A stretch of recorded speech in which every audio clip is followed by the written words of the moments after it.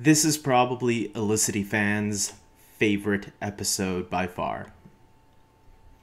For the record, I'm not a huge Elicity fan. Hey everybody, this is David, and today I am going to be talking about Arrow Season 3, Episode 20, The Fallen. And I am going to start off by saying, just because my little introduction said I wasn't a huge Elicity fan, doesn't mean I don't like the whole Elicity romance. I think there's chemistry there between the two characters, but I am going to admit I think I preferred the Sarah and Oliver relationship a little bit more. That's just me. I like Felicity too, but I like her better as that sidekick role. I don't think she should be involved with Oliver in this way. I like her as the sidekick. I like her as the help. Kind of like how Chloe was never a romantic interest for Clark. They had a flirtation here and there. They had a little bit of romance in the early seasons, but I like that Chloe was always just a friend. I felt she served better because I noticed with this relationship, I noticed there's been a little bit of sappiness with Felicity recently. She's changed a bit. She's not the same character that we known from the last two seasons, which that's the Felicity I really enjoy, the klutzy Felicity, the one who's nerdy and not always, she makes a little stumbles here and there. This one is more dramatic, and you can feel she's not the same Felicity we used to know, and you kind of got that Felicity again on the two episodes of The Flash she guest starred on. And that's a big change that I've noticed, was Felicity now on Arrow, how serious she is now.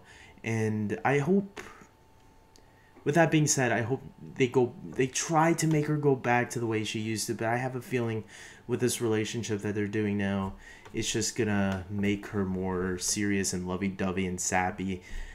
I could be wrong. I don't mind the relationship. I think it works better than, let's say, the Lana and Clark relationship from Smallville, or even the Laurel and Oliver relationship, to make it keep on Arrow's show.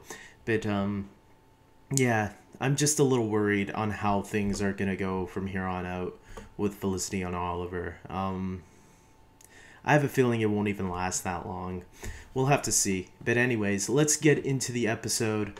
Other than just Elicity, what else did I think about it? First of all, the episode starts with Oliver finding Thea on the floor where she was last time, and she is practically dying. And once he brings her to the hospital, the doctor tells him that yes, Thea is dead. And Oliver decides, you know what, I'm gonna bring her to Ra's al Ghul, because Maseo tells Oliver that Ra's al Ghul can bring her back if he accepts the deal that Ra's al Ghul wants, that him becoming the next Ra's al Ghul. So Oliver brings Thea to Ra's, despite what everybody else is saying. They think it's a bad idea. Oliver decides to fulfill his agreement and brings her. So finally we get to see the Lazarus Pit in this episode. And yes, it's exactly how it is in the comics. And there's so many references to the comic book Ra's, like Ra's being alive for hundreds of years. I'm glad they threw that in there finally and confirmed it, that yes, this is the Ra's al Ghul, that, not the more realistic type that Liam Neeson was. I'm glad they're embracing their more comic book roots, because I think what worked with Nolan's Batman was that. But I think as fans, we want to see more of the comic book side of things. And I've been hoping for a different interpretation, because we saw the Liam Neeson version. That was fine for that version. Let's see something different with this character. And I'm glad they're giving us the character that's been around for hundreds of years. I think that's really cool. And then we see the Lazarus Pit being used on Thea, which is even more cool because she goes crazy. And I didn't know if they would go that route, because yes, once people are put into the pit, they go a little crazy, mental, and they have to snap out of it. They have to bitch slap them, and then when they wake up, they'll start to to get slowly better, and that's what happened with Thea. She even had disjointed memory. She thought Mora was still alive. She forgot that Oliver was found from the island. She thought he was dead. So there was a lot of cool stuff with the Lazarus Pit that happened that I was really happy about. We also got, of course, Felicity, Thea and... Oh, no, not Thea. Felicity and Oliver had sex, and Felicity fans were, like, rejoicing because they got what they always wanted. And I'm gonna say, that was some pretty steamy stuff for, a cable network show. A show that's on the CW. I don't think I ever seen a CW show. I don't watch too many CW shows except for Smallville when that was on, Arrow, Flash, and Supernatural. Other than that, my brother said Supernatural had sex scenes like that, but I don't remember. But yeah, it was pretty steamy. I was surprised they let it go that far, but I guess this is... Arrow's a little bit more for an older audience, unlike the Flash, which Barry doesn't get none. So, it was... I like the Felicity and Oliver moments. I'm not gonna lie. I enjoy them. I think they have great chemistry, like I said earlier. This episode was nicely written, though. I think every scene really played well with all the characters. I even like that scene, that conversation that Diggle was having with Maceo, and Maceo even mentions that his son died a long time ago, and the last thing his son heard from him was a lie. And that makes me curious on how that's going to play out in the flashbacks, because I'm going to admit the flashbacks of all this season has been some of the weakest things this season.